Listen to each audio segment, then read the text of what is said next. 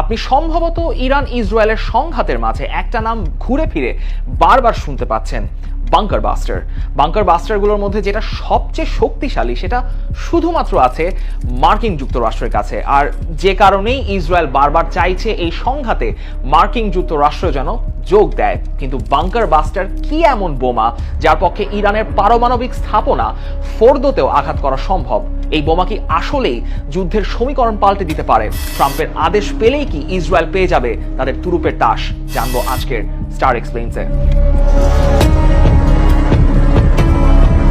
ইরানের পারমাণবিক স্থাপনাগুলোকে নিশ্চিহ্ন করে দেওয়াটাই এই সংঘাতে ইসরায়েলের অন্যতম প্রধান লক্ষ্য, যা ইসরায়েল প্রধানমন্ত্রী বেনিয়ামিন নেতানিয়াহু এর আগে সরাসরি বলেছেন। ইসরায়েলের কাছে যেসব ফাইটার জেট রয়েছে সেসবের হামলায় এরই মধ্যে ইরানের নাতানজ ইউরেনিয়াম সমৃদ্ধকরণ কেন্দ্রে বড়সড় একটা ক্ষতি হয়ে গেছে। তবে ইসরায়েলের চোখ এখন মূলত ইরানের পারমাণবিক দুর্গ ফোর্দোর দিকে, যেটা ইসরায়েলের কাছে থাকা আধুনিক বোমা দিয়েও ধ্বংস করা সম্ভব নয়। ইরানের ফোর্দো কেন ইসরায়েলের জন্য বড় একটা দুশ্চিন্তার নাম, সে নিয়ে স্টার এক্সপ্লেইনসে আগেই একটা ভিডিও করা হয়েছে, তাই বাড়তি কিছু বলছি না, দেখে নিতে পারেন এই ঠিক স্পেসিফিক এই কার্ডটা থেকে।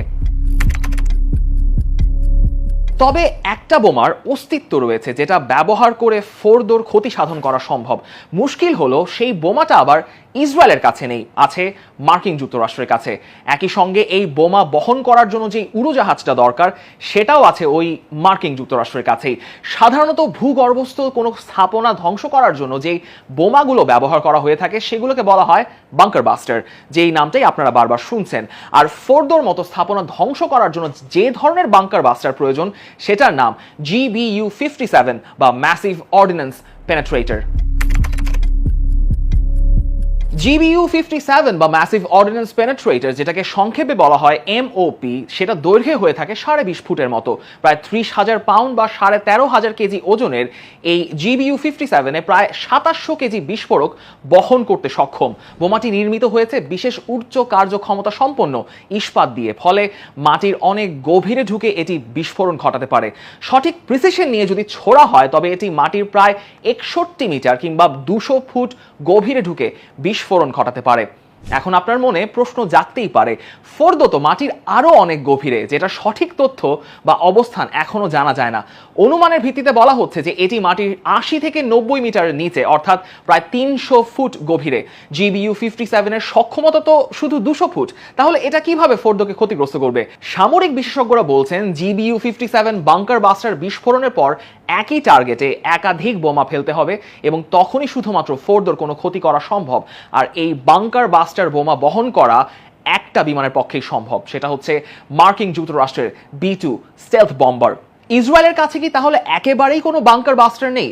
উত্তর হলো আছে। BLU-109 এবং GBU-28 মাত্র মাটির 6 থেকে 20 ফুট গভীরে বিস্ফোরণ ঘটাতে সম্ভব, এবং এই BLU-109 দিয়ে ছোড়া বোমার আঘাতেই 2024 সালে নিহত হয়েছিলেন হিজবুল্লাহ প্রধান হাসান নাসরাল্লাহ। কিন্তু GBU-57 কিংবা B-2 বম্বারের মতো কার্যকরী কোনো কিছুই এই মুহূর্তে ইসরায়েলের কাছে নেই। এর আগে GBU-57 বোমা ইসরায়েলকে কখনো দেয়নি মার্কিন যুক্তরাষ্ট্র, কিন্তু পরিস্থিতি কিছুটা পাল্টে গেছে। ব্লুমবার্গ বৃহস্পতিবার এক এক্সক্লুসিভ খবরে প্রকাশ করেছে, প্রেসিডেন্ট ট্রাম্পের আদেশ পেলেই ইরান ইসরায়েল সংঘাতে যোগ দিতে পারে মার্কিন যুক্তরাষ্ট্র। সেজন্য মার্কিন জেনারেলরা প্রস্তুত রয়েছেন। শেষ 3 দিনে মার্কিন বেস থেকে তাদের 30টি ফাইটার জেট ইউরোপের দিকে উড়ে গিয়েছে বলে নিশ্চিত করেছে BBC। ইউএস জেনারেল ম্যাকেনজি অবশ্য বলছেন, ট্রাম্প যদি এমন অবস্থায় আমেরিকান B-2 স্টেলথ বোমারও বিমান দিয়ে এই বোমা ফেলার অনুমতি দেনও, তারপরও এই ধরনের হামলা সমন্বয় করার জন্য অনেক প্রযুক্তিগত এবং গোপনীয় নানা চ্যালেঞ্জ থাকবে। মার্কিন সম্পৃক্ততা এই সংঘাতকে নিয়ে যেতে পারে একেবারে ভিন্ন একটা মোড়ে। সেক্ষেত্রে মার্কিন বাংকার বাস্টার GBU-57 ও B-2 বম্বারের ব্যবহার হতে পারে যুদ্ধের অন্যতম বড় একটা টার্নিং পয়েন্ট। ইরান ইসরায়েল সংঘাতের সবশেষ তথ্য সরাসরি আপনি পেয়ে যাবেন thedailystar.net-এ, আর স্টার এক্সপ্লেইনসের ইরান ইসরায়েলের সবগুলো ভিডিও আপনি পেয়ে যাবেন একসঙ্গে thedailystar.net-এর ইউটিউব চ্যানেলে।